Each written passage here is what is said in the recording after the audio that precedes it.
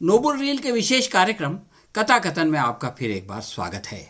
आज हम लल्लन सावरकर और कल्लन गांधी की बातचीत का मजा लेंगे।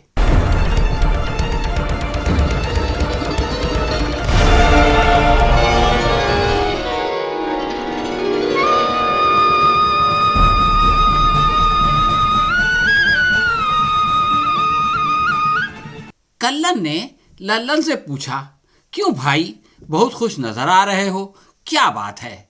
लल्लन बोला, चलो पहले जुम्मन हलवाई के यहाँ मिठाई खाएं, फिर बताता हूँ।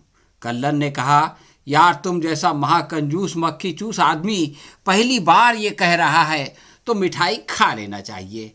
कौन जाने फिर ये मौका मिले ना मिले।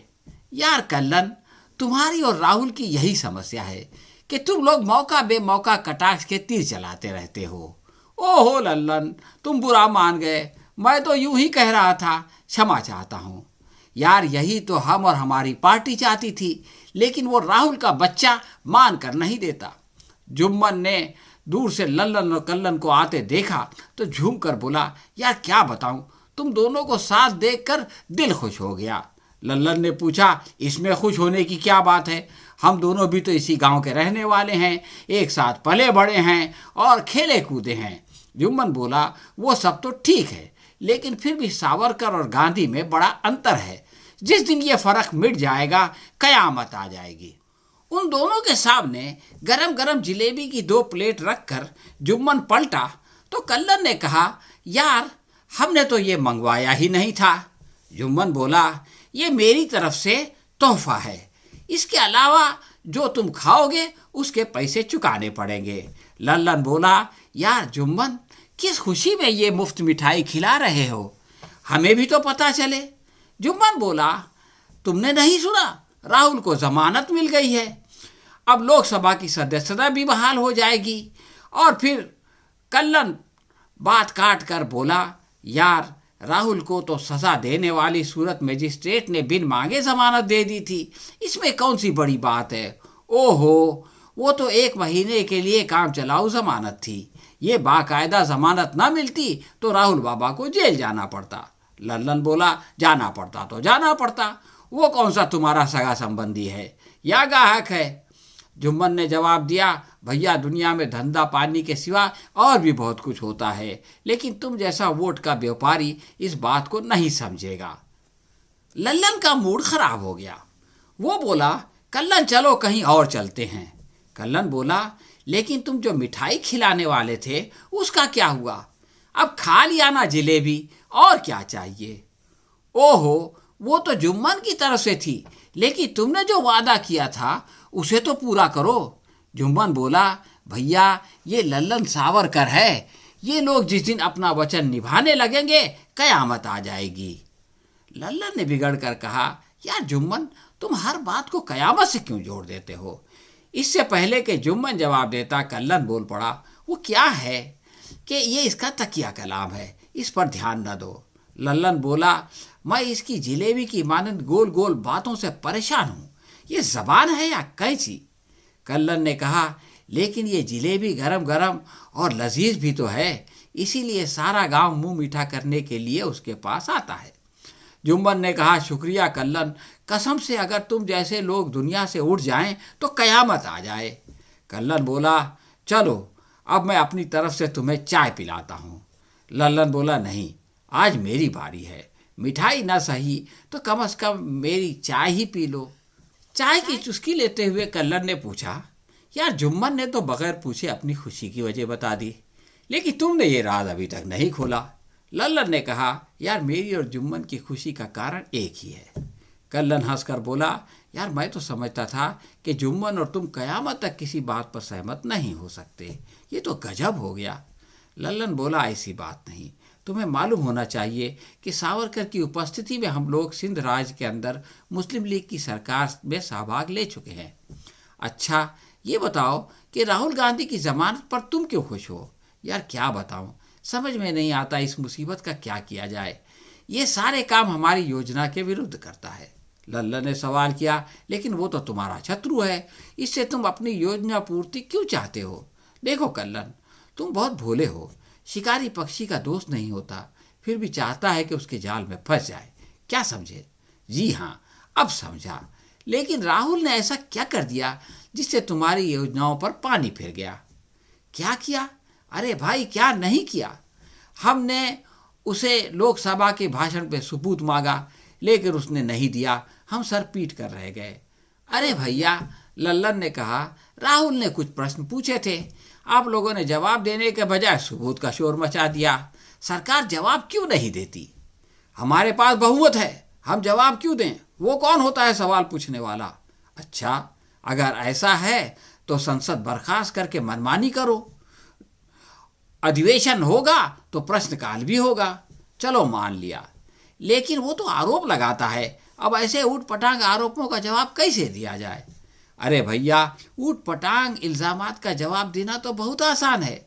जैसे राहुल ने अडानी और मोदी की जो फोटो दिखाई थी उसको झूठा साबित कर देते। भाई कल्लन, उस फोटो को तो झुठलाया नहीं जा सकता, लेकिन इससे क्या फर्क पड़ता है? हम दोनों की तस्वीर दिखाकर कोई पूछे ये रिश्ता क्या कहलाता है, तो आखिर उसका क्या किया जाए? उसका जवाब दिया जाए। हम दोनों बचपन में दोस्त हैं, परंतु अंतर यह है कि एक सावरकर है और दूसरा गांधी है। अरे भैया, हिंडनबर्ग रिपोर्ट ने अडानी पर जो आरोप लगाए हैं उसके परिप्रेक्ष्य में ये इतना आसान नहीं है। अच्छा, अगर ये मुश्किल है तो इसका हल सरकार को निकालना चाहिए। राहुल को डराने धमकाने से तो बात नहीं बनेगी। जी हाँ, उसको डराने के लिए ही तो हमने जवाब पूछा था, मगर वो दांव भी उल्टा पड़ गया। उसने वकीलों से जवाब दे दिया। भाई लल्लन, जैसे वो जवाब देता है तुम जवाब क्यों नहीं देते?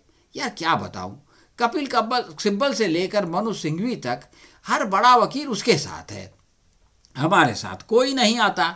भाई, तुम लोगों ने ट्रोल आर्मी जो तैयार कर रखी है वो तो एक सवाल के 100 जवाब देती है। यार क्या बताऊं, अब वो हमारे लिए मुसीबत बन गई है। एक तो उल्टे सीधे जवाब, ऊपर से गाली गलौज, इज्जत का फालूदा कर दिया कसम से। भैया देखो, हर भस्मासुर यही करता है। इसके लिए तुम लोग राहुल को दोष नहीं दे सकते। जी हाँ, ये बात दुरुस्त है, लेकिन क्या राहुल का देश के बाहर जाकर अपने देश को बदनाम करना दुरुस्त है? भैया लल्लन, इस इंटरनेट के युग में अंदर बाहर का फर्क खत्म हो गया है। फर्क खत्म हो गया क्या मतलब? क्या तुम परदेश वैसे ही आ जा सकते हो जैसे अपने देश में घूमते हो? मैं तो नहीं, लेकिन मेरा वक्तव्य उसी तरह आ जा सकता है। सीमा मर्यादा की रुकावट उस पर नहीं है। पूरा विश्व एक गांव बन चुका है। अच्छा, तो क्या इंसान कहीं भी जाकर कुछ भी कह दे? जी नहीं, वो कहीं भी कोई गलत बात ना कहे। राहुल अगर कोई गलत बात देश के अंदर कहे या बाहर, उसकी पकड़ होनी चाहिए। अच्छा, तो तुम्हारा मतलब है कि उसने देश की परिस्थिति के बारे में लंदन के अंदर जो कुछ कहा वो दुरुस्त है। क्या इसके पास कोई सबूत है? भाई, सबूत तो खुद सरकार ने उपलब्ध कर दिया। उसने यही तो कहा था कि जनता को विचार प्रकट करने से रोका जा रहा है, और क्या कहा। लेकिन ये बात गलत है। राहुल अब भी जो मन में आए बोलता है, उसे पूरी आज़ादी प्राप्त है। जी नहीं, संसद में उस पर आरोप लगाए गए, इसलिए संसद में जवाब देने का अधिकार है। उससे उसे रोक दिया गया। लेकिन अंदर और बाहर से क्या फर्क पड़ता है?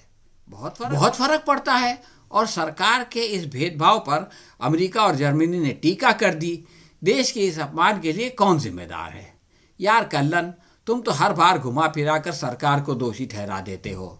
अब ये बोलो कि राहुल ने सारे मोदी को चोर कहकर पिछड़ी जातियों का अपमान किया या नहीं? देखो लल्लन, सारे मोदी पिछड़ी जाति के नहीं होते। इनमें बनिया, पारसी और मुसलमान भी होते हैं, और केंद्र की पिछड़ी जातियों की सूची में मोदी नहीं है। मान लिया आप पिछड़े नहीं होते, तब भी ऐसा कहने से दिल तो दुखता है।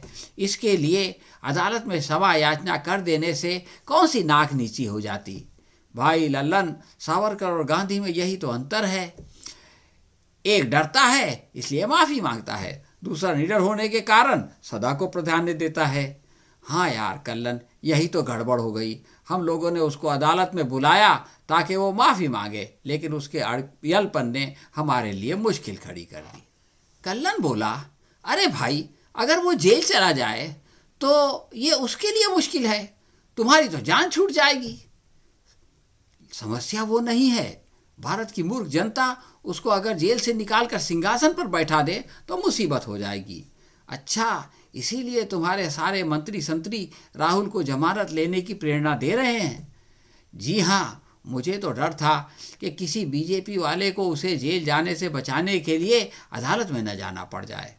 कल्लन ने पूछा, यार छोड़ो राहुल को और ये बताओ कि तुम किस खुशी में मिठाई खिलाने वाले थे? लो, ये भी कोई बात है। मैं बता चुका हूँ कि राहुल को जमानत मिल गई, इसी खुशी में मिठाई खिलाने वाला था।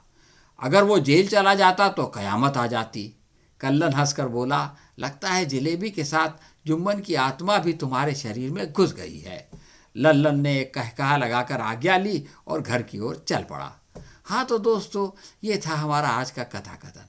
आपको कैसा लगा हमें जो है वो कमेंट बॉक्स में लिख के बताएं। अगर पसंद आया हो तो इसे लाइक या शेयर करें।